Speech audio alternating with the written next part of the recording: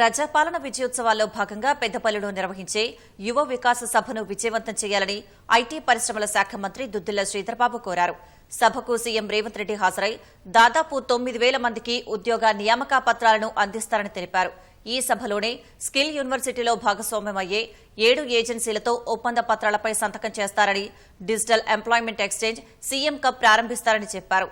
Pattipaka project ఏర్పాటుపై ప్రతిపాదనతో పాటు పెద్దపల్లిలో బస్ డిపో ఏర్పాటు, పెద్దపల్లి సుల్తానాబాద్ బైపాస్ రహదారి నిర్మాణం, కొత్తగా మంజూరైన పోలీస్ స్టేషన్ల ప్రారంభోత్సవం, వివిధ మున్సిపాలిటీల్లో కోట్ల రూపాయల అభివృద్ది పనులకు శంకుస్థాపన చేస్తారని మంత్రి శ్రీధర్బాబు వివరించారు.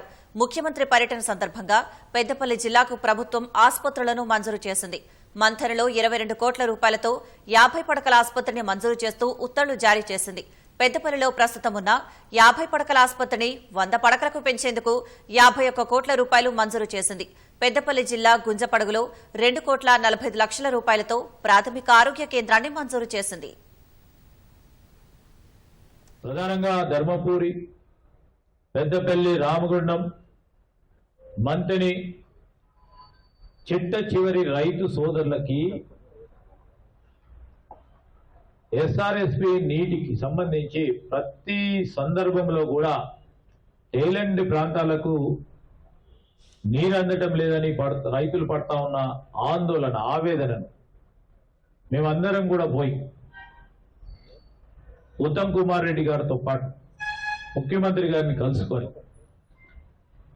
ఈ ప్రాంత రైతాంగ సోదరులకి పత్తిపాక రిజర్వాయర్ ఏర్పాటు చేస్తే